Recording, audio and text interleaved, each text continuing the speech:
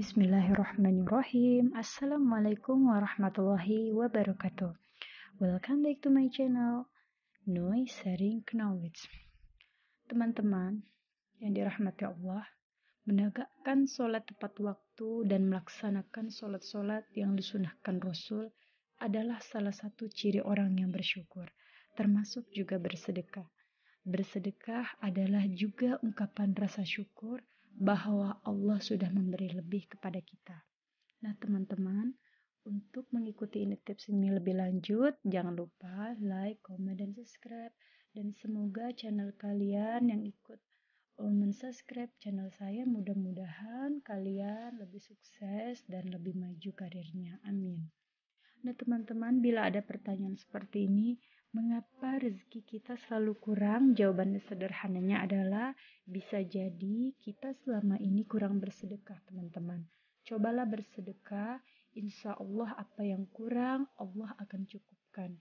Jangan menunggu cukup baru kemudian kita mau bersedekah, sebab nanti Allah tidak akan berkenan mencukupkan rezeki kita. Kecukupan rezeki bukan saja urusan bertambah atau berlebih. Dibuat selalu merasa kurang saja sudah akan tidak pernah cukup harta bagi seseorang. Nah, lalu ada pertanyaan seperti ini. Mengapa sih hasil usaha kita selalu sedikit? Berapapun hasilnya, kerja atau usaha kita, sisanya selalu sedikit. Jawaban sederhananya teman-teman, bisa jadi kita selama ini sedekah sisa berobat misalnya, sisa parkir, sisa belanja, sisa bayaran angsuran mobil atau motor dan lain sebagainya teman-teman. Sehingga jadilah kita hanya punya rezeki yang sisa teman-teman. Nah, misalnya bila ada pertanyaan seperti ini teman-teman, mengapa giliran kita tidak butuh uang kita, tidak ada kebutuhan?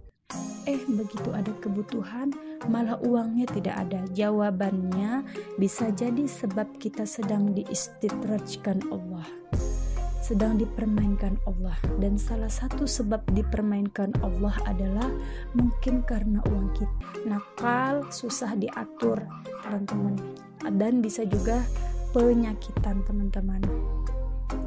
Lalu misalnya seperti ini, bila ada pertanyaan, mengapa doa serasa belum dikabulkan padahal sudah bersedekah? Allah lah yang lebih tahu kebutuhan manusia teman-teman. Kita itu meminta A, sesungguhnya yang kita butuhkan B. Dan misalnya B itu lebih baik buat kita, perjalanan waktu akan menyadarkan kita, oh ternyata ini sangat baik buat saya, walaupun ini tidak saya inginkan ya, tapi inilah yang sebenarnya kita butuhkan teman-teman. Dan tidak ada doa yang tidak dikabulkan, hanya bentuknya memang kita yang harus membuka mata kita teman-teman, dalam bentuk apa Allah mengabulkan doa kita. Dan tidak ada juga doa yang tidak dikabulkan kecuali ia sebagai sebuah kebaikan tambahan bagi kita teman-teman. Nah teman-teman, misalnya begini, bila ada pertanyaan bagaimana caranya menambah penghasilan, mendapatkan pekerjaan, mempunyai modal usaha, keluar dari krisis ekonomi, jawabannya cobalah bersedekah teman-teman.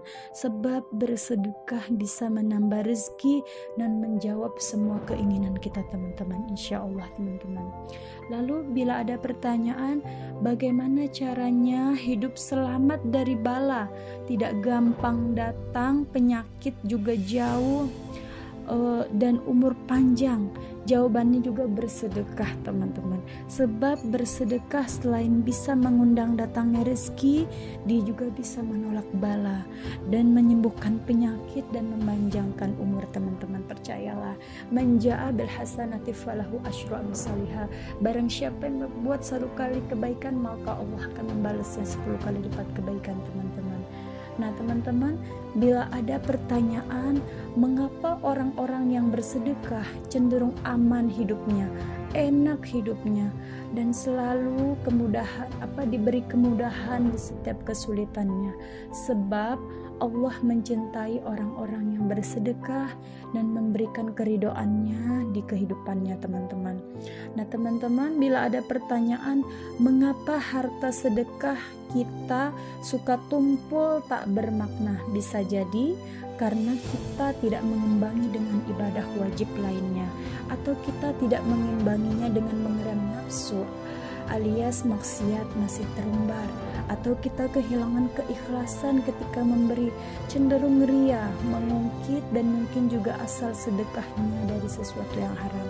Jadi misalnya kita pengen, wah aku mau sedekah, mudah-mudahan nanti Allah mudahkan rezekiku, ya, tapi kita tidak mengecek sholat kita juga bolong-bolong. Misalnya kita jarang melakukan sholat duha atau sholat tahajud, tidak membaca Al-Quran, jadi tidak seimbang, teman-teman. Kita keinginan banyak tapi sedekahnya juga tidak seimbang, begitu ya teman-teman. Nah teman-teman, kali ini segini dulu ya, tips tentang mengenai bila ada pertanyaan. Nah teman-teman, jika ada kekurangan jika ada kekurangan saya mohon maaf, dan jika ada yang benar atau baik itu semata-mata datangnya dari Allah. Wassalamualaikum warahmatullahi wabarakatuh.